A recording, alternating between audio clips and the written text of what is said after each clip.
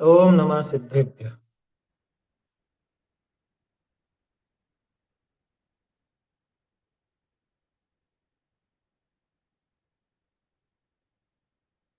वीरं विशालनयनं रक्तोत्पलकोमलसमपायं दिविहेण प्रणमियूण शीलगुणाणं निशामेह भव की प्रकृति निवारिके प्रकट किए निज भाव वे अरहंत जो सिद्ध गुनी वंदो तिनि धरि चार।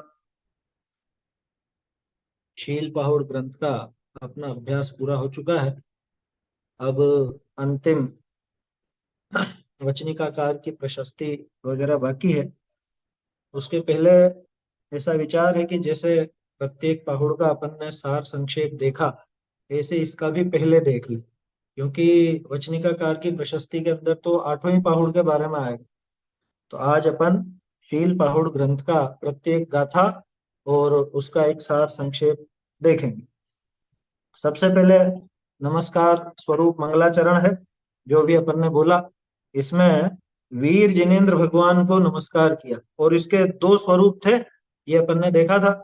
वीरम विशाल नयनम, कि विशाल नेत्रों वाले, और रक्तुप्पल कोमल समपायम, और रक्त उत्पल के समान यानी लाल कमल के समान कोमल और समपाद वाले यानी कि समचरण वाले, के पैर इतने कोमल है ऐसा।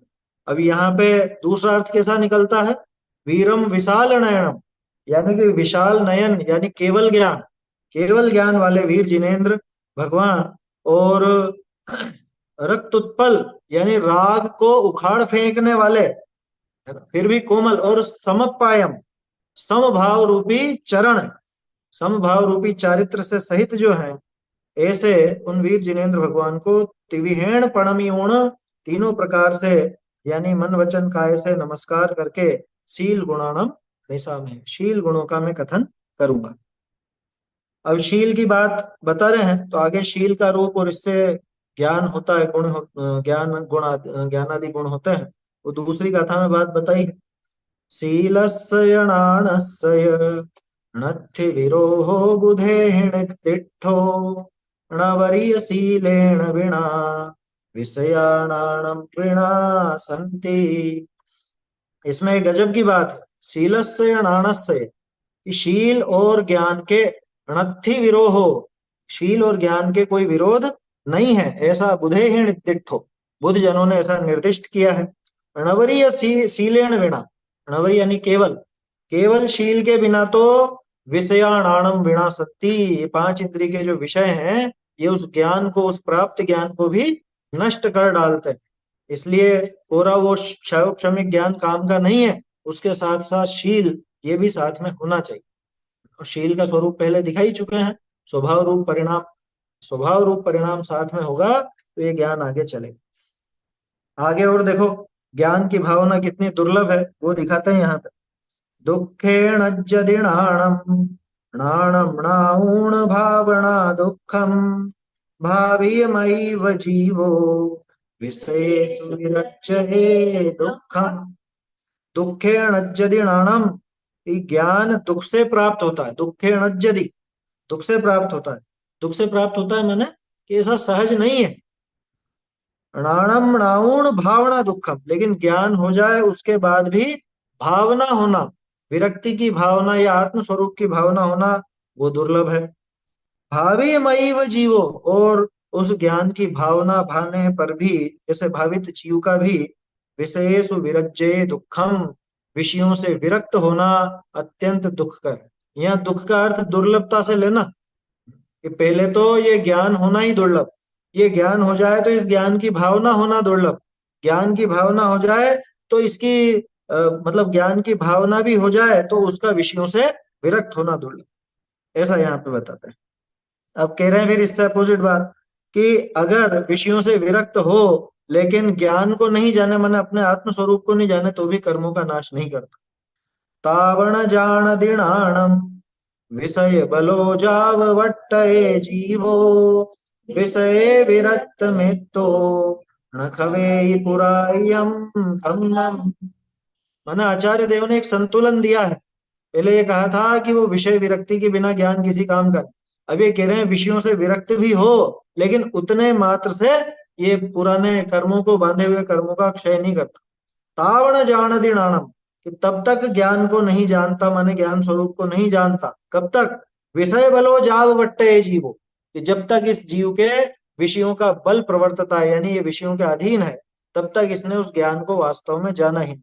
और विषयों से विरक्त मात्र हो और ज्ञान नहीं हो, तो भी न खवे पुरा यम कम्मम, कि वो पुराने जो बंधे हुए कर्म हैं उनका क्षय नहीं कर सकता। आगे देखो, अनुक्रम बता रहे हैं।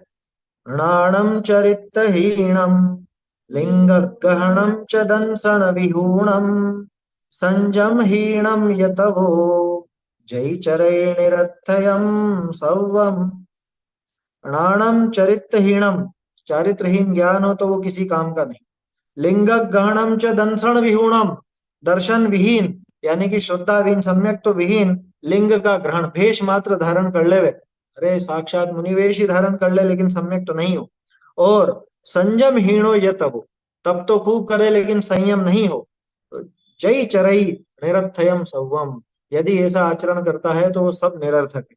क्या क्या निरर्थक बताया? चारित्रहीन ज्ञान निरर्थक है ना, और श्रद्धा बिना लिंग ग्रहण निरर्थक है, और संयम से रहित तप निरर्थक है। इसलिए ये सब साथ में होने चाहिए, एक दूसरे के बिना अधूरे हैं। आगे देखो कि थोड़ा भी करे अगर ऐसा करके, कैसा करके, कि ज्ञान अगर मतलब चारित्र अगर ज्ञान सहित हो, ऐसा करके रहे तो बहुत बड़ा फल मिलता है। णाणम चरित्र शुद्धम लिंग गहनम च दंसन विशुद्धम संयम सहितो यतवो तो महाफलो होई। ये पिछली गाथा की अपोजिट आ गई बात ना। ज्ञान अगर चारित्र से शुद्ध हो, थोड़ा भी ज्ञान हो, तो भी महान फल देने वाला है। लिंग ग्रहणम च दंसन विशुद्धम, दर्शन से विशुद्ध अगर लिंग ग्रहण, छोटा वेश ही धारण किया जाए, थोड़ा नीचा वेश ही धारण किया जाए, लेकिन अगर दर्शन विशुद्ध है तो वो महाफल दे। संयम सहित हो या तब हो, और संयम सहित थोड़ा भी तप हो, थो आया ना, थोड़ा, तो भी महाफलो हो, थोड़ा भी महान फल देने वाला होता है। अब देखो, ज्ञान को जान करके भी कोई विषयासक्त रहे तो संसार में भटकता है। और ये बहुत बड़ी चेतावनी है अपन जैसों के लिए, कि भाई पढ़ते हैं पढ़ते हैं पढ़ते हैं, लेकिन अगर विषयासक्ति बनी हुई है शास्त्राभ्यास पूर्वक भी, तो संसार में भटकेगा। णाणं नाउणनरा के विषयाई भाव संसत्ता हिंडन्ति चादुर्गतिम विषयेषु विमोहिया मूढ़ा।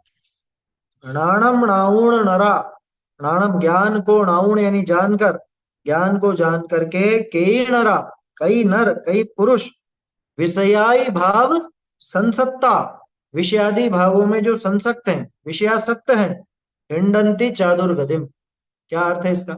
हिंडंती यानी भटकता है, हिंडंती यानी भटकता है, चतुर्गति, चतुर्गति में भटकता है। क्यों?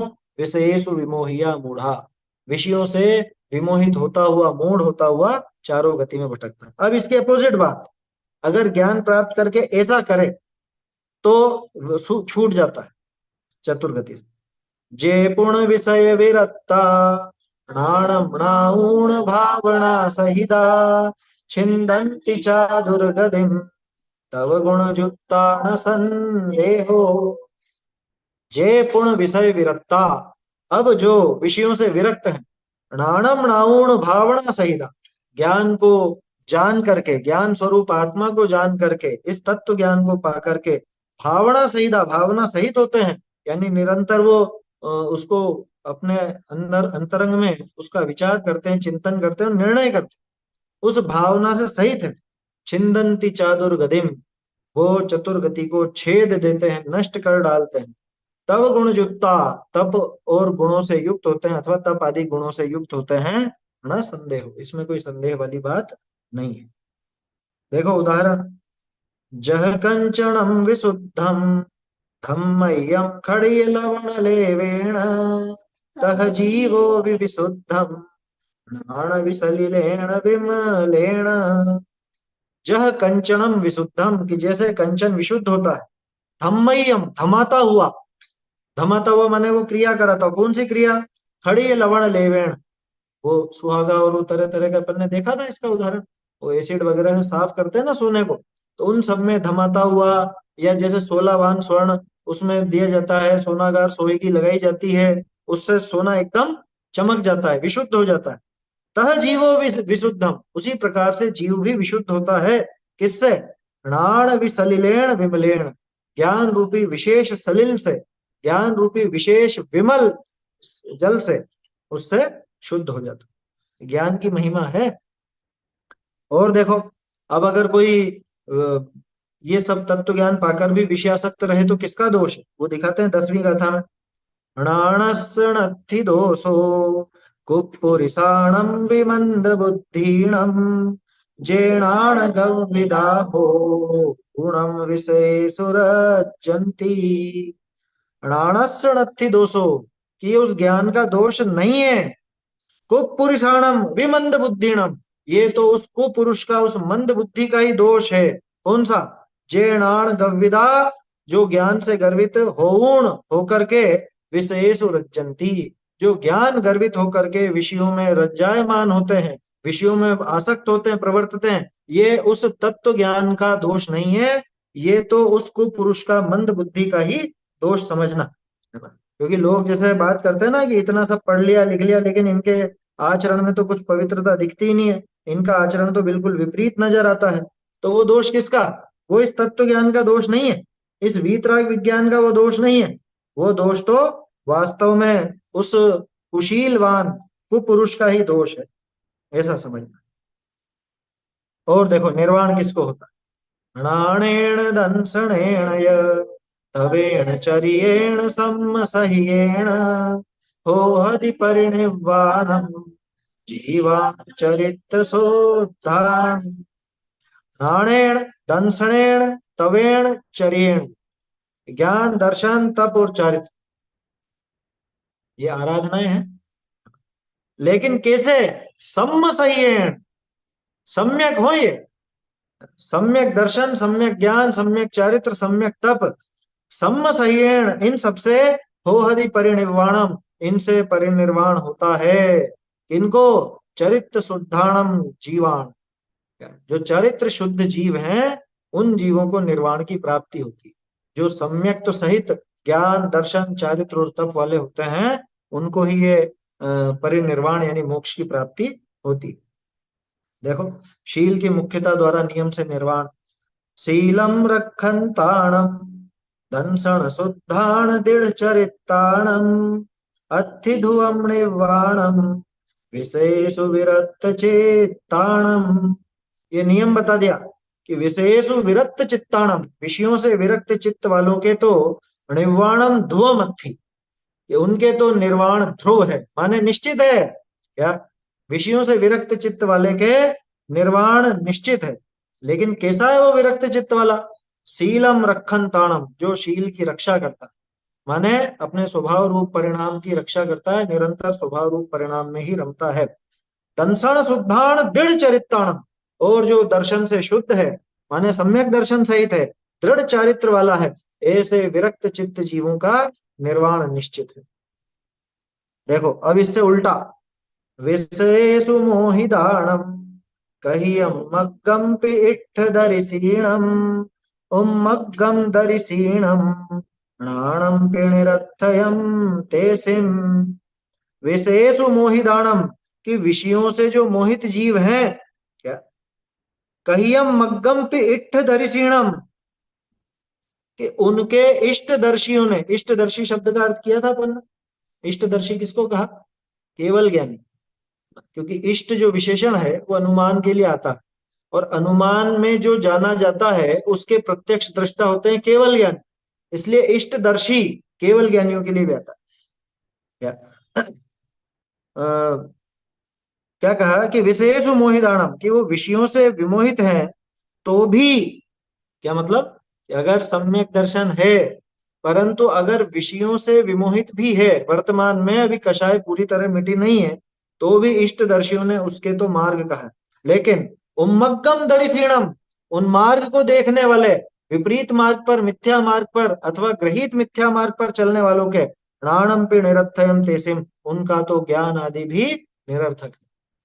कितना ही बड़ा क्षयोक्षम ज्ञान हो, लेकिन उन्मार्गदर्शी हो, अरे कैसा भी चारित्र धारण करता हो परंतु उन्मार्गदर्शी हो, उसको मोक्ष मार्ग नहीं कहा।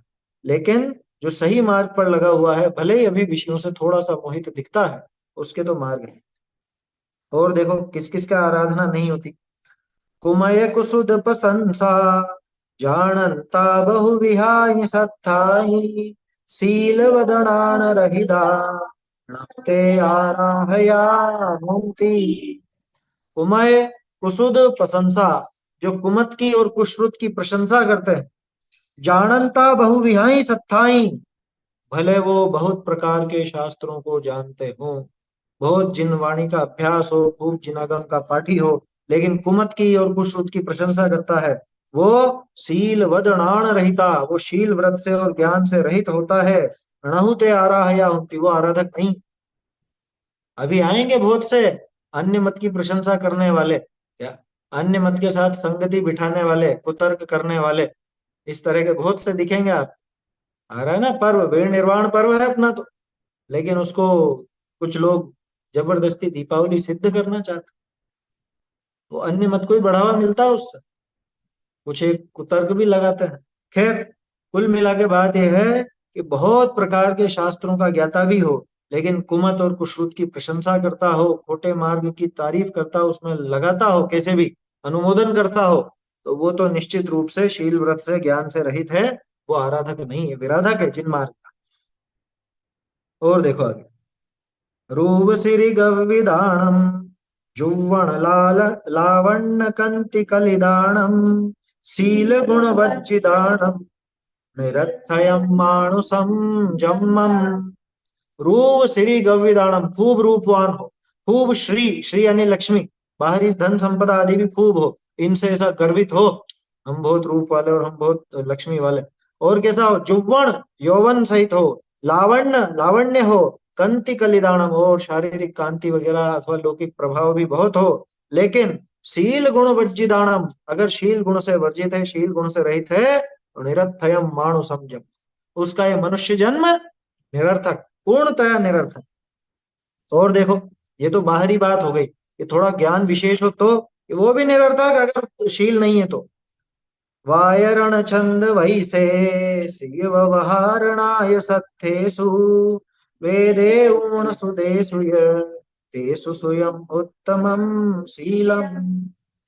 वायरण यानी व्याकरण, छंद वैशेषिक यानी न्याय वगैरह शास्त्र आ गए, और व्यवहारणाय सत्थेषु, व्यवहार न्याय शास्त्र इत्यादि, न्याय यानी न्याय, व्यवहार लोक व्यवहार, दुनिया भर की खूब परिपाटी जानता होते ना समाज में लोग, पंच पटेल होते हैं कि क्या करना, किसी का मरण है तो क्या करना वो निर्देशन करेंगे, शादी ब्याह में क्या करना तो वो निर्देशन करेंगे, वो व्यवहार शास्त्र को जान। इन सबको जानने पर भी वेदेऊण सुदेशुय और सुदेशु वेदेऊण, ये सब श्रुतों में जानने पर भी तेसु स्वयं उत्तमम शीलम, उसमें तो वास्तव में शील ही उत्तम श्रुत है। जिसने शील धारण किया, जो स्वभाव रूप परिणाम वाला है, इनमें शील हो तो ही उत्तम है। खूब व्याकरण का ज्ञान हो लेकिन शील यानी स्वभाव रूप परिणाम से रहित हो, सम्यक आदि से रहित हो, तो कोई काम का नहीं, वो न्याय शास्त्र आदि कोई काम के नहीं अगर शील नहीं हो। शील अगर साथ में हो तो ये सब अच्छे, शील अगर साथ में नहीं हो तो ये सब निरर्थक। और देखो, देवों के भी वल्लभ होते हैं शीलधारी, तो 17वीं गाथा, शील गुण मंडिदाणम देवा भवियाण वल्लहा होन्ति सुद पार पौराणम दुस्शीला अप्पिला लोए।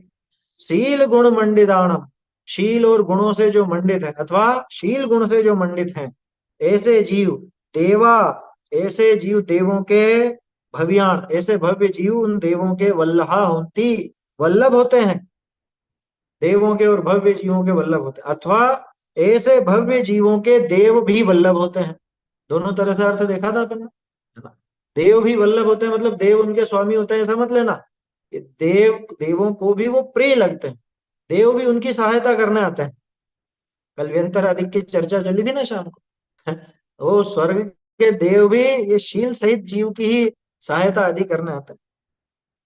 सुध पारे पौराणम, और श्रुत का पारग हो। श्रुत का पारग यानी श्रुत का पारगामी हो, 11 अंग 9 पूर्व तक पढ़ा हो। लेकिन अगर दुशील हो तो वो तो अप्पिला लोए, वो तो अल्पक है, उसकी कोई गिनती नहीं, उस पर कोई ध्यान नहीं देगा। एक लौकिक दृष्टि से बात कही कि वो भी प्रिय होता रत्नकरण सेवका जी में 28वां श्लोक आया था ना, है। सम्यक हाँ, दर्शन संपन्नमपि मातंग देहजम मातंग देव। देह, सही है, वैसा ही है ये भी। देवा देवम विदुर्भस्म गूढ़ांगारांतर, लगा सकते हैं इसके साथ। 28 है ना। देखो इसके आगे, सव्वे विपरिहीणा रूपणिरूवा विपणित सुवयाभि शीलम जेसु सुशीलम सुजीविदम मानुषम तेसिम। सुजीविदम मानुषम तेसिम, उसका ही मनुष्य जीवन जीना सफल है, उसने ही जीवन जिया है। किसने?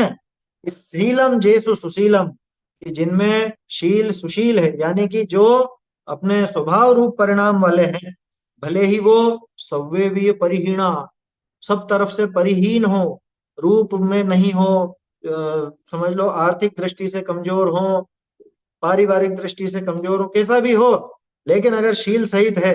और क्या कहा? पढ़ित सुवयावी, कि जिसकी वय भी पतित यानी कि वृद्धावस्था को प्राप्त हो, अथवा खोटी दशा को प्राप्त हो। आया समझ में? वही सुस्थिते दुस्थिते पीवा। आया समझ में? तो कैसा भी हो, लेकिन शीलम, अगर शील सहित है तो वो सुशील है। और सुजीविदम मानुषम तेसिम, उसका ही मनुष्य भव सफल है, उसका ही मनुष्य जन्म सफल है। ऐसा। अब देखो, ये सब शील के ही परिवार है। जीव दया दम सच्चम अचोरियम बंभचेर संतोषे सम्मदन सणनाणम तवोय शीलस्य परिवारो। क्या क्या है शील के परिवार? जीव दया, समझ में आ रहा है? तो अहिंसा, दम, दम यानी इंद्रियों का दमन, सच्चम सत्य, अचोरियम अचौर्य, बंभचेर ब्रह्मचर्य, संतोष है संतोष, सम्मत दंसन नाणम, और सम्यक दर्शन सम्यक ज्ञान, तो तप, यह शीलस्य परिवार, ये सब शील के ही परिवार हैं, शील के ही साथ रहते हैं। शील हो तो ये होते हैं, इनका होना शील से ही सफल है। शील नहीं हो यानी स्वभाव रूप परिणाम नहीं हो तो वो किसी काम के नहीं। और देखो शील की महिमा, शीलम तवो विशुद्धम दंसन शुद्धि यणान शुद्धि शीलम विषयाण हरि शीलम मोक्षस्य सोवाणम। जैसे दर्शन को मोक्ष का सोपान कहा, ऐसे शील को मोक्ष का सोपान यहाँ पर कहा है। शीलम तवो विशुद्धम, कि शील ही विशुद्ध तप है। दंसन शुद्धि, शील ही दर्शन शुद्धि है। यणान शुद्धि है, और शील ही ज्ञान शुद्धि। दर्शन शुद्धि भी शील, ज्ञान शुद्धि भी शील, शील ही विशुद्ध तप। शीलम विषयाण अरि, शील ही विषयों का अरि यानी शत्रु है। विषयों का मतलब उस विषयाभिलाषा, क्योंकि उन विषयों ने क्या बिगाड़ा? वो तो पुद्गल है। वो विषयों के प्रति जो आसक्ति का भाव है, विषयों के प्रति जो एक अभिलाषा का भाव है, उसका दुश्मन है ये शील, क्योंकि ये स्वभाव में लगाएगा। शीलम मोक्षस्य सोवाणम, कि शील ही मोक्ष की सीढ़ी है। शील के बिना, स्वभाव रूप परिणाम के बिना मोक्ष रूपी महल पर चढ़ा नहीं जा सकता, उसमें प्रवेश नहीं किया जा सकता। ऐसी बात यहाँ पर शील की महिमा की। रत्नकरण जी का 31वां श्लोक, दर्शनम कर्णधारम तन मोक्ष मार्गे प्रचक्षते, हम लोगों ने वहां पे लगाया हाँ, था। वो लेकिन यहाँ पे दंसन शुद्धि अलग ले लिया पहले, और शील स्वभाव रूप परिणाम पर जोर दिया। आशय तो सब एक ही है। जैसे अपन ने सम्यक दर्शन को मोक्ष की प्रथम सीढ़ी कहा था, सोवाणम परम मोक्षस आत्मानुशासन का 10वां लगाया था ना, उसी तरह की बात है ये। लगा सकते हैं रत्नकरण शावकाचार्य का भी 33वां है ना वो तो। दर्शनम कर्णधारम तक 32वां होगा शायद। 31वां है। 31वां, 31वां, रत्नकरण जी का 31वां। चलिए आगे देखते हैं। विषय रूप विष महाप्रबल, कैसा? जह विषय लुब्ध विसदो तह थावर जंगमाण घोराणम सव्वे सिंपि विनाशदी विषय विषम दारुणम होई। जय विषय लुब्ध विशदो, कि जो विषय लुब्ध जीव है वो विषय लुब्धता असल में विशदो विष देने वाली है। कैसे? तह थावर जंगमाण घोरण, जैसे कई तरह के जहर होते हैं, इनकी चर्चा आई थी। स्थावर जहर, जंगम जहर, विष की बात आई थी। जंगम विष, स्थावर विष, पृथ्वी आदि, ये पत्थर में, किसी पानी में, कोई हवा में, इनमें जो विष होता है वो स्थावर कहलाता है। और जंगम विष किसी प्राणी के आधार से होता है, 2 इंद्रिय 3 इंद्रिय से लगा के 25 इंद्रिय तक, सांप बिच्छू वगैरह इन सब का। तो घोर विष हो, कैसा भी हो, लेकिन सव्वे सिंपी विनाशदी, इन सब में भी सबसे खतरनाक विष कौन सा? विषय विषम दारुणम हुई। विषयों का जो विष है, 5 इंद्रिय के विषय भोगों का जो विष है, वो सर्वाधिक खतरनाक है, वो दारुण है, इन सब में दारुण है, वो विनाशदी, नष्ट कर देने वाला है। देखो आगे बता रहे हैं क्यों है वो सबसे खतरनाक। वारी एक कम्य जम्मे मरिच विष वेयणाहदो जीवो विषय विष परिहयाणम अमंति संसार कंतारे। वारी एक कम्य जन्मे, इस जन्म में तो एक ही बार मरिज मरेगा। कौन? विष वेयणा हदो जीवो, विष की वेदना से जो हत जीव है, यानी जिसको किसी प्रकार का विष चढ़ा है, वो तो इस जन्म में एक ही बार मरेगा। लेकिन विषय विष परिहयाणम, विषय रूपी विष से जो डसा गया है, विषय रूपी विष से जो मारा गया है, भमंति संसार कंतारे, इस संसार रूपी कांतार में भटकता ही रहे। देखो विषया शक्ति से चारों गति का दुख।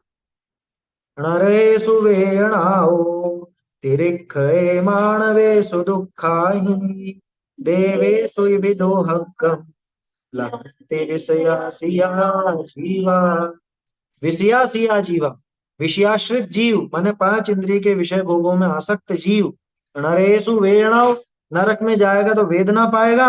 तिरिक्खे मानवेषु दुःखाई, तिरिक्ष यानी तिर्यंच गति में, और मानवेषु मनुष्यों में तरह तरह के दुखों को उठाएगा। देवेशु भी दोहक्कम, और देव गति को भी प्राप्त होगा तो भी दुर्भाग्य उसका पीछा नहीं छोड़ेगा, दुर्भाग्यवान ही रहेगा। क्यों? कल देखा था ना अपन ने, सम्यक दृष्टि तो मर के स्वर्ग में जाता है तो तरह तरह के उसको भोग मिलते हैं, सबसे प्रकृष्ट मिलते हैं। और इसको, विषयासक्त जीव को, ये वहां जाके भी दूसरों की रिद्धि देख देख करके दुखी हो। लहंती विषयासिया जीवा, जो विषयाश्रित जीव हैं वो तो ऐसा दुखी उठाते हैं चारों ही गति, किसी गति में चले जाएं दुखी ही हो। आगे देखिए, विषयों को छोड़ने में कोई नुकसान नहीं है अपना, कितनी बढ़िया बात थी ये 24वीं गाथा। तो सधम्मंत बलेणय जहदवमणहिणराण गच्छेदि तव शीलमंत कुशली भवन्ति विषयम विषम वखलम। क्या कहा? तुष धम्मंत बलेणय, कि जैसे बल से तुष को धमते हुए, तुष यानी वो छिलका है ना, वो जो चावल वगैरह में ऊपर छिलके लगे रहते हैं उनको धमते हैं ना, ओखली में ऐसे करते थे पहले तो धमते हुए चाहे दव्वम नहीं नराण गच्छेदि, कि मनुष्यों का कौन सा द्रव्य चला जाता, कि नराण दव्वम न गच्छेदि, मनुष्यों का कोई द्रव्य उसमें नष्ट नहीं होता। उसी तरह से तब शील मंत कुशली, कि जो कुशल जीव है वो तप और शीलवान होकर के खवंति विषयम विषम व खलम, कि वो उन विषय रूपी विष को, उस खल को खवंती यानी कि क्षय करते हैं, नाश करते हैं, उसमें उनका कोई नुकसान नहीं होता। क्योंकि 5 इंद्रिय के विषय भोगों से जीव को कोई लाभ नहीं था, इसलिए इनके त्याग में, विषयों से विरक्ति में जीव का कोई नुकसान नहीं है। विषयों को छोड़ने में जीव का कोई नुकसान नहीं होता। ये 24वीं गाथा। सब अंगों में शील उत्तम है। देखो, वट्टे सुय खंडे सुय भत्ते सुय विशालेषु अंगेषु अंगेषु य पप्पे सुय सर्वेषु य उत्तमम शीलम। शारीरिक अंगों की बात है कि कैसे भी प्राप्त हो ना। बहुत सी जगह पे वो वृत्त यानी गोलाकार, खंड यानी अर्ध गोलाकार, भद्र यानी ऐसे सुंदर सुघट, विशालेषु विशाल अंग, अलग अलग अंग अलग अलग रूप में शोभा पाते हैं। लेकिन इन सब अंगों के होने पर भी, अंगे सुय पप्पे सुय, प्राप्त हुए इन अंगों में भी, सव्वे सुय, इन सभी में उत्तमम शीलम, शील ही उत्तम है। शारीरिक अंग कितनी उत्कृष्ट प्राप्त हुए हो, लेकिन शील ही उत्तम है, शील के अलावा अन्य कोई उत्तम नहीं। और देखो, पुरिसेण विषही आए, कुसमय मूढ़े ही विषय लोले ही, संसारे भमिदव्वम हरे घरटम बभूदेहि। पुरुषेण भी सही आए, क्या, उस पुरुष का साथ देने पर, किस पुरुष का, कुसमय मूढ़े ही विषय लोले ही, जो कुसमय में मूढ़ है, कुसमय समझते हैं ना, कुमत, अन्य मत, अथवा जैन शासन का ही क्यों ना हो लेकिन विपरीतता जिसने धारण की हो, जो जैन शासन में आकर के भी विपरीत हो गया, ऐसे कुसमय से मूढ़ और विषय लोले ही, जिसको विषयों की लुब्धता पड़ी है, जिसको विषयों में आसक्ति पड़ी है, ऐसे पुरुषेण भी सही आए, ऐसे पुरुष का साथ देने पर संसारे भमिदव्वम, संसार में ही भ्रमण करना पड़ेगा। अरे घरट्टम व भूदे, जैसे वो रहट की घड़ी वो घूमती है ना, वैसे भटकता रहेगा, है समझ में। तो वो जो कुसमय वाले हैं वो तो खुद भटकते ही हैं, और साथ में उनके साथ साथ जो है वो भी भटकते हैं, ऐसा। ते कुगुरु जन्म जल उपल नाव, वो वाला हिसाब। आगे देखते हैं, कौन काटेगा इस कर्मों की गांठ को, है? तो बता रहे हैं कि खुद ही काटे। आदे ही कम गंठी, जाबत्था विषय राग रंगे ही, तम छिंदन्ति कयत्था तब संजम शीलय गुणेन। आदे ही कम गंठी, आत्मा में जो कर्मों की गांठ, जा बद्धा जो बंधी हुई है, कर्मों की गांठ जो आत्मा में बंधी हुई है, किस वजह से, विषय राग रंगे ही, विषयों के राग और रंग से, विषयों में भटकने के कारण, विषयासक्ति के कारण जो ये कर्मों की गांठ बंधी हुई है, तम छिंदंती कयत्था, उसे कृतार्थ जीव छेद डालते हैं। कैसे छेद डालते हैं, तब संयम शीलय गुणेन, तब संयम शील इत्यादि गुणों के द्वारा वो उस कर्मों की गांठ को काट डालते हैं। यानी कोई दूसरा अपनी उस गांठ को खोलने नहीं आए, वो जो कर्मों की गांठ बंधी हुई है वो हम खुद ही विषयासक्ति छोड़ करके विषय विरक्ति के द्वारा उस कर्मों की गांठ को अपन खोल सकते निर्ग्रंथ मुनिराज ऐसे बोल सकते हैं, हम लोग बोलते हैं उनको ही बोलते हैं, तो मतलब वो वही मार्ग पर है, तो हैं। इस हाँ, हिसाब निर्ग्रंथ कहते हैं, इसीलिए कहते हैं कि वो वहां पे निर्ग्रंथ का आशय मुख्य रूप से तो परिग्रह से, ग्रंथ माने परिग्रह, तो निर्ग्रंथ माने निष्परिग्रही।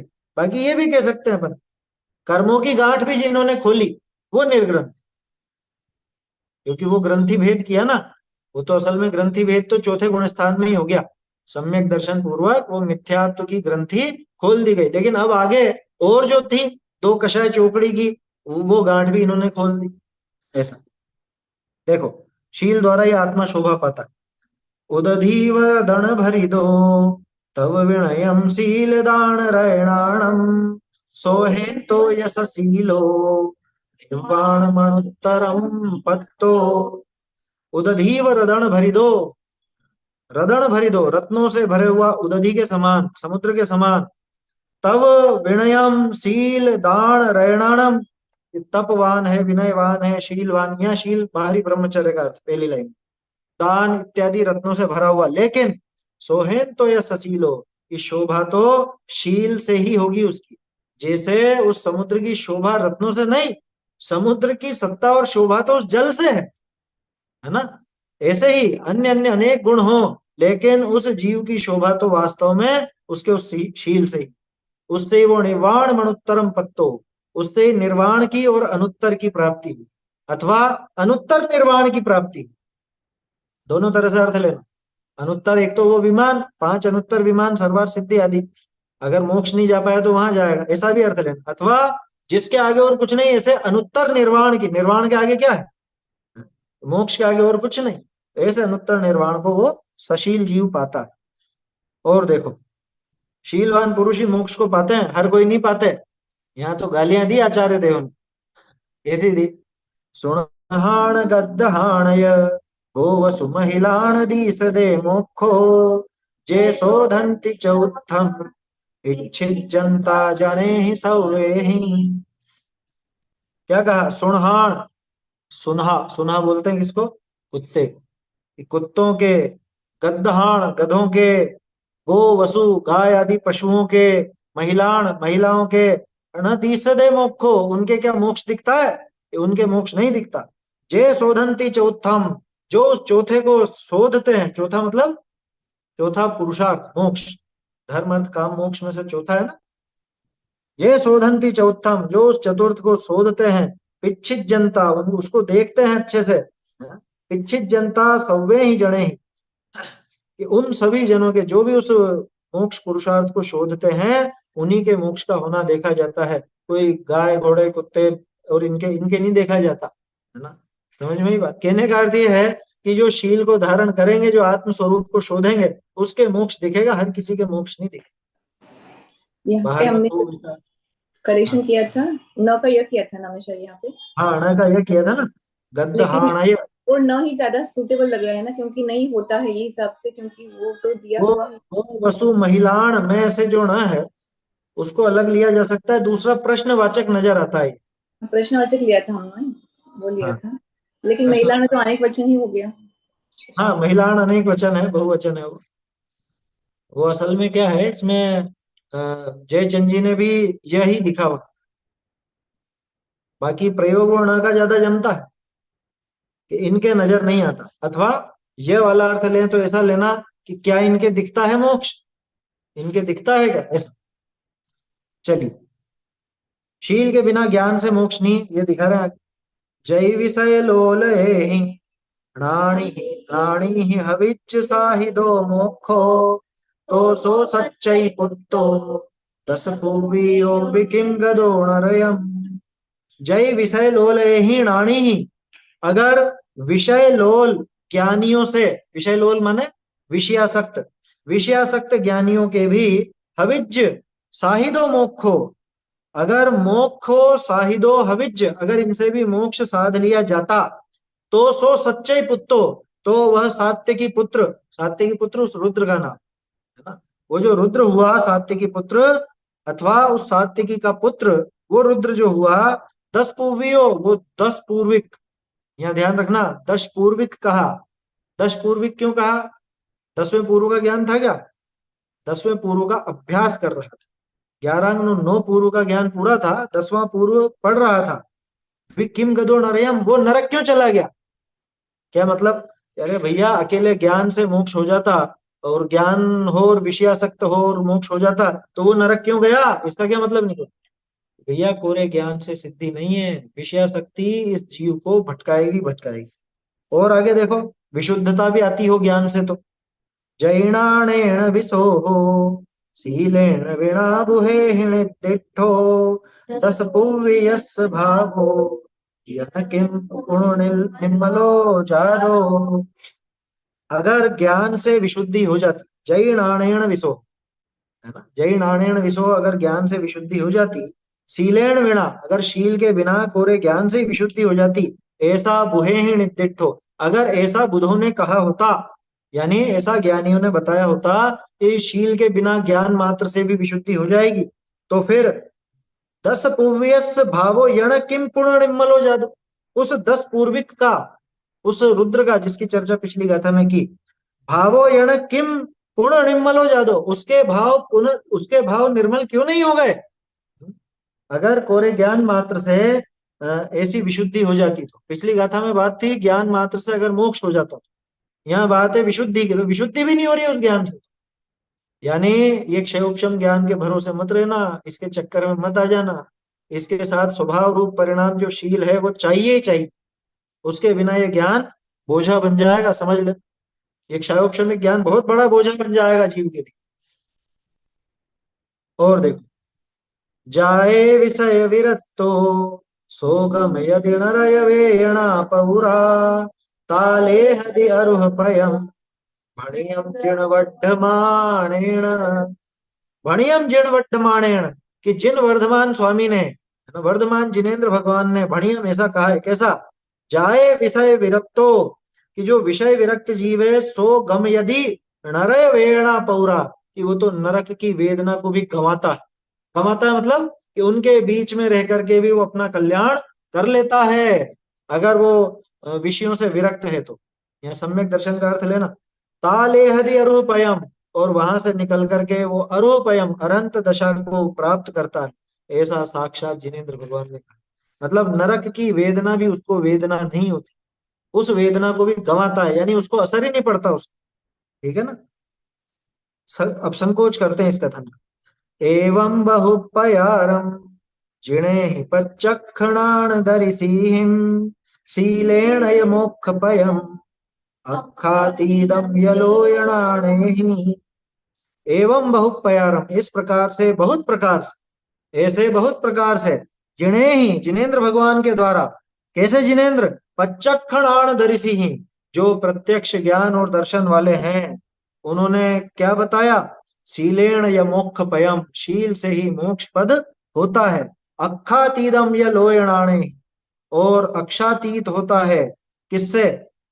लोक ज्ञान से। लोक ज्ञान से अक्षातीत होता है ऐसा नहीं, बल्कि लोयणाणे ही, ये किसका विशेषण? ये उन जिनेन्द्र भगवान का ही विशेषण। ऊपर जिणे ही दिया ना, जिणे ही पच्चक्षणान दर्शी ही लोयणाणे, यानी समस्त लोकालोक को जानने वालों के द्वारा शील ही, शील से ही मोक्ष पद प्राप्त होता है, अक्षातीत मोक्ष पद प्राप्त होता है। अक्षातीत माने इंद्रियातीत, है ना, जो इंद्रियों से पार है। ऐसा अतीन्द्रिय मोक्ष, अतीन्द्रिय सुख भी शील से प्राप्त होता है, ऐसा साक्षात जिनेन्द्र भगवान ने कहा।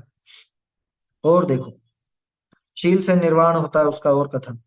सम्मत्तणान दंसण तव वीर्य पंचयारमप्पाणम जलनो विपवन सहितो पौरायणम कम्मम।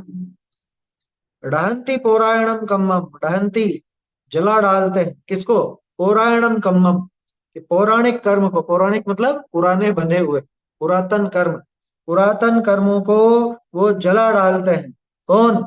सम्यक्त ज्ञान, दर्शन, तप, वीर्य, ऐसे जो ये पंचाचार आदि कहे गए हैं, ये आत्मा का आश्रय पाकर, अप्पाणम आया ना, ये आत्मा का आश्रय पाकर, यानी वही स्वभाव रूप परिणाम शील।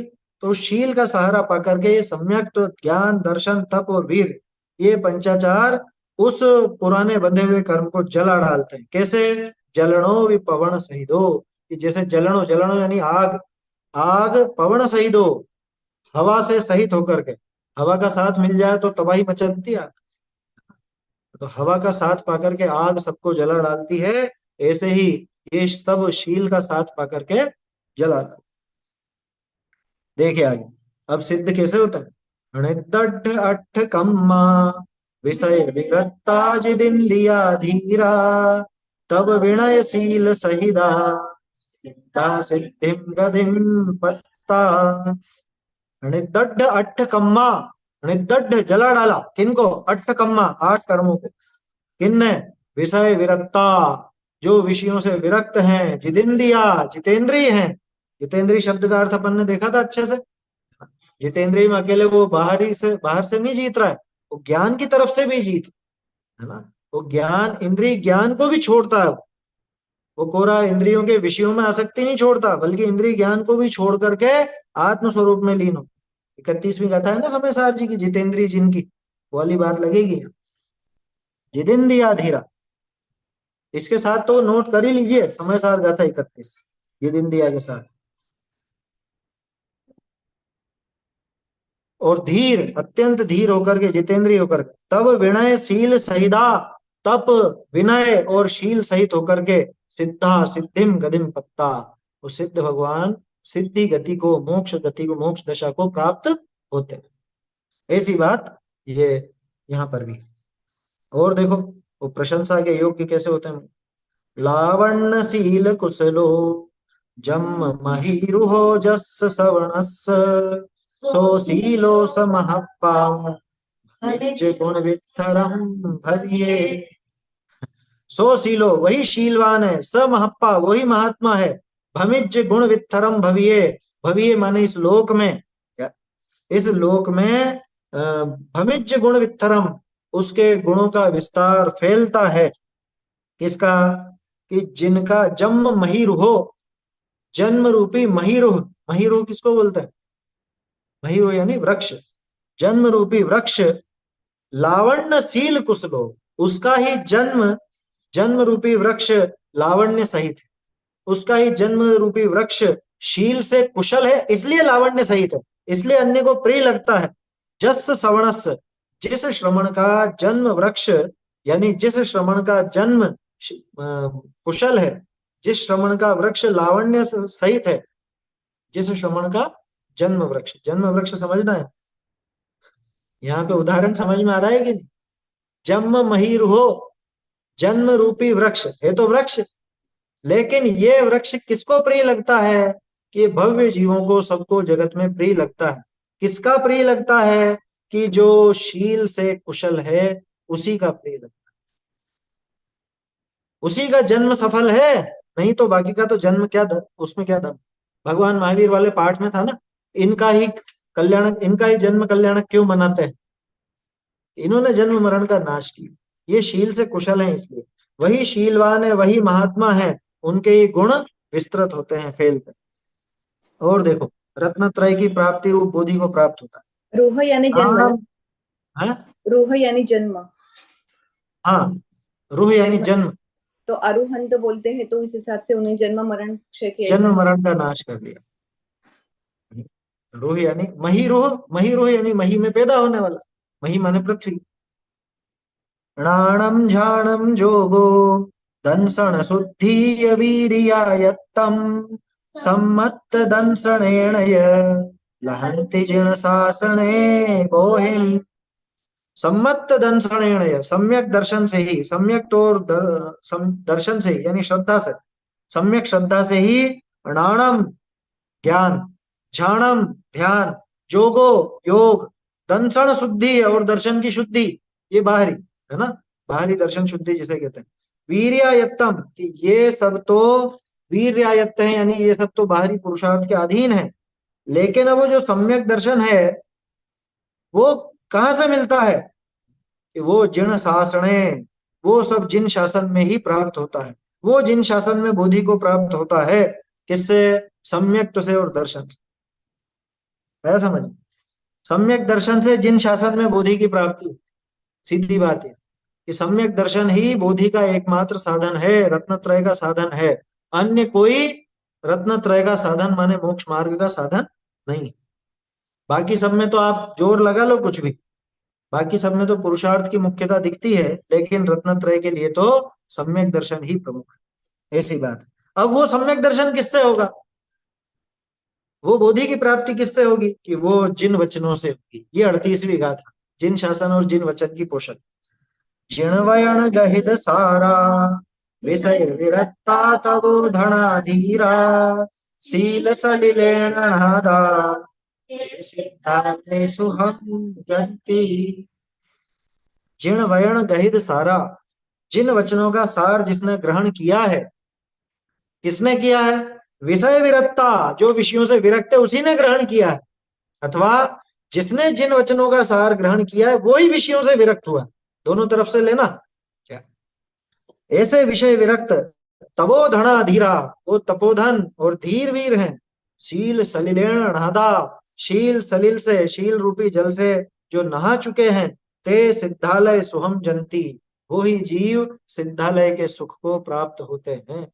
जिन्होंने शील रूपी जल से स्नान किया है, सम्यक दर्शन प्राप्त किया है, कहने का अर्थ यह है कि जिसने जिन वचनों का सार ग्रहण करके सम्यक दर्शन प्राप्त किया, जो तपोधन है, विषयों से विरक्त हुए हैं, वो शील रूपी जल से नहा चुके हैं, उनको ही सिद्धालय के सुख की प्राप्ति होती है। और देखिए क्या कह रहे हैं, ये आराधनाएं भी उसी को प्रकट होती हैं, शीलवान को।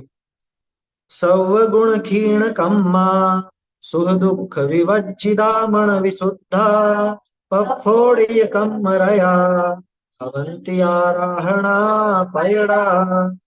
सव गुण क्षीण कम्मा, कि सारे गुण जिनके प्रकट है, और क्षीण कम्मा, कर्म जिनके क्षीण हैं, और सुख दुख विवज्जिदा, सुख दुख से विवर्जित है, यानी कि बाहर की अनुकूलता प्रतिकूलता आदि से कोई प्रभाव नहीं पड़ता, ऐसे सुख दुख से रहित है। मन विशुद्धा, मन अत्यंत शुद्ध हो गया। कैसे हो गया? कि शांत हो गया तो ही शुद्ध होगा, शांत नहीं है तो शुद्ध नहीं होगा। निर्विकल्प दशा में मन की शुद्धि है। पफोड़े कम रया, कि जिन्होंने कर्मों की धूल उड़ा दी है, पफोड़ी उड़ा दी है जिन्होंने कर्मों की धूल। अवंती आराहणा पैड़ा, उनके ही ये आराधनाएं प्रकट हुई, उन्हीं जीवों ने आराधना प्रकट की है। कौन है वो जीव? कि सब शीलवान है, शीलवान की ही बात यहाँ पे 11 है। नंबर की गाथा भी शिल्पा की आई थी चार आराधना के बारे में। हाँ, चार आराधना की बात पहले भी आई थी, वैसी बात यहाँ। तो कुल मिला के स्वभाव रूप परिणाम जो करता है, उसी के शील प्रकट होता है, उसी के मन विशुद्ध होता है, उसी के सुख दुख होने पर भी, बाहर में अनुकूलता प्रतिकूलता होने पर भी, उस सुख दुख में मतलब उसको वहां सुख या दुख नहीं लगता है। वो कर्म रूपी रज को उड़ा करके सिद्धालय के सुख को प्राप्त। और ये 38वीं गाथा थी जहाँ पे सील सलीलेन नादा लिखा था। वो जो महावीर अष्टक में भागचंद जी ने दिया है ना, वो भी यहाँ पे हाँ, मिलता है पूरा। जो वो तो जिनवाणी ज्ञान स्नान आपको फिर, कराती है। हाँ वो हाँ, तो, लेकिन मतलब उस सलील से ही वो आगे हाँ, उस तरह से ही है, गया। क्योंकि ज्ञान रूपी जल से स्नान कराती है जिनवाणी। बृहज्ञानाम भोभिर जगति जनताम या स्थापयति, ज्ञान और रूपी अनुभव के द्वारा। जो हम स्तुति बोल रहे हैं अभी, वो भी भागचंद की है, उनकी ही है कवि की। हाँ, तो वहां पे भी उसमें ये भी आता पूरा है, आया है मराले, वहां पे वही शब्द आया है हंस का, वही यहाँ पे शब्द भी आया। बुद्ध जन्म मराले। एक आध जगह और प्रयोग किया है उन्होंने ऐसा। तो ये विशेषता रहती है कवियों की और आचार्यों की, और जो कुछ एक विशेष बातें उनके दिमाग में रहती है तो बार बार आती है। जैसे दौलत राम जी के अपन ने तीन चार जगह देखा ना, भूत भविष्य वर्तमान में जो मोक्ष गए हैं, जा रहे हैं, जाएंगे, उस संबंध में बात आती है। चलिए अंतिम गाथा देखते हैं। ज्ञान से सर्व सिद्धि, लेकिन वो ज्ञान कौन है? अर्हन्ते सुभक्ति सम्मत्तम दंसनेन सुविशुद्धम शीलम विषय विरागो भणयम्। अर्हन्ते शुभ भक्ति सम्मतम, अरहंत भगवान में शुभ भक्ति का होना सम्यक है। अभी दो एक दिन पहले भी अपन ने चर्चा की थी, शुभ भक्ति का अर्थ क्या। अरहंत भगवान में अशुभ भक्ति भी होती है क्या? तो अरहंत देव में शुभ भक्ति का होना सम्यक दर्शन है। वो कैसा होता है? दंसणेन सुविशुद्धम, वो दर्शन से विशुद्ध होता है, यानी श्रद्धा से विशुद्ध होता है, वहां श्रद्धा सम्यक होती है। और शील कैसा? शीलम विषय विरागो, और विषयों से विरक्ति रूप शील। णाणम पुण्य केरिसम भणिया, कि ज्ञान और कैसा कहा गया है, यानी यही सब तो ज्ञान है। अनंत भगवान में शुभ भक्ति ही ज्ञान है, सम्यक दर्शन ही वास्तव में ज्ञान है, और विषयों से विरक्ति जो शील कही गई, वह भी ज्ञान ही है। इनके अलावा और ज्ञान कैसा है? वापस से ध्यान कीजिए, दूसरी गाथा में यही बात थी कि वो जो ज्ञान है वो शील से ही शोभा पाता है। बिना शील के तो ज्ञान विषयों के द्वारा नष्ट कर दिया जाएगा। तो शुरू में जो बात आचार्य देव ने उठाई थी, आखिर में ला करके उसी को सिद्ध किया कि ज्ञान और कैसा कहा जाता, विषयों से विरक्ति से ही वो ज्ञान की सिद्धि है, उसके बिना वो ज्ञान ज्ञान नहीं। इस तरह से ये 40 गाथाओं में आचार्य देव ने शील की महिमा गई। ये शील की महिमा कैसी? वास्तव में शील है वो स्वभाव रूप परिणाम, और उसको सीधे शब्दों में कहें तो सम्यक दर्शन, सम्यक ज्ञान, सम्यक चारित्र, यही वास्तव में शील है, और इससे ही मुक्ति की प्राप्ति होती है। ऐसे ये 8 पाहुड़ कुंद कुंद आचार्य देव ने लिखे, लिखे तो 84 थे, उन 84 में से 10-12 प्राप्त हैं अपने को। 8 तो ये हैं, इसके अलावा समय सार, नियम सार, प्रवचन सार, पंचास्तिकाय संग्रह, ये 4 भी उपलब्ध हैं। बाकी तो कुछ और बताते हैं, नए मिले हैं कुछ, पेज दोष पहाड़ और तरह तरह के दो एक नाम और बताते हैं, लेकिन उस पर अभी कुछ निर्णय नहीं है कि ये उन्हीं के हैं या किसी और के। तो इस तरह से ये 8 पहाड़ की, अच्छा, इस पर चर्चा करेंगे। ये 8 पहाड़ों की चर्चा अपनी पूरी हुई। आज शील पहाड़ का अपन ने सार संक्षेप देखा है। आपका जो प्रश्न है उसको अपन शाम को या फिर जैसे भी ये सभा में ले लें, क्योंकि वो भी प्रसंग आ ही रहा है ना, उस पर चर्चा करें। चलिए, शील पहाड़ अपना पूरा हो गया, अष्ट पहाड़ भी पूरा हो गया। अब वचनिकाकार की प्रशस्ति, जयचंद जी ने जो प्रशस्ति लिखी है, वो प्रशस्ति और उनके अंतिम छंद, जिसमें पूरे ग्रंथ का एक तरह से परिचय आ जाएगा, उसको अपन कल देखेंगे, और फिर ये ग्रंथ का अपना समापन हो जाएगा। ध्यान रखना, अभी यूं मत समझ लेना हमारा तो अष्टपहुड़ का अभ्यास हो गया। ये तो फर्स्ट रीडिंग हुई है, ये तो पहली बार पढ़ा है अपन ने। जब जब बार बार पढ़ते हैं तो कुछ ना कुछ और विशेष बात ख्याल में होती। ये तो अभी पहली बार ही अपना अभ्यास इसका हुआ है। बार आगे पढ़ो और इस पर उतना चर्चा नयापन करेंगे। मिलता है, जितनी बार हाँ, पढ़ो उतना नया। काफी नया कुछ नया। है तो अब समझ में आई। चैतन्य का स्मरण प्रतिक्षण ही करो रे, भव के अनंत दुख को क्षण में हरो रे। अक्षय अनंत निज सौख्य निधान पाओ, गाओ अरे नित इसी के गीत गाओ। सांची तो गंगा यह वीतराग, अविच्छिन्न धारा निज धर्म की कहानी। जामे अति ही विमल अगाध ज्ञान पानी, जामे अति ही विमल अगाध ज्ञान पानी। जहाँ नहीं संशयादि पंक की निशानी, सच्ची तो गंगा यह वीतराग, अविच्छिन्न धारा निज धर्म की कहानी। सप्त भंग जन तरंग उछलत सुखदानी, सप्त भंग जन तरंग उछलत सुखदानी। संत चित मराल वृंद रमै नित्य ज्ञानी, साची तो आय वीत रागवान, अविच्छिन्न धारा निज धर्म की कहानी। जाके अवगाहन ते शुद्ध होए प्राण, जाके अवगाहन ते शुद्ध होए प्राण। भाग चंद नीचे घट माहिया प्रमाणी, सांची तो आय वीत रागवान, अविच्छिन्न धारा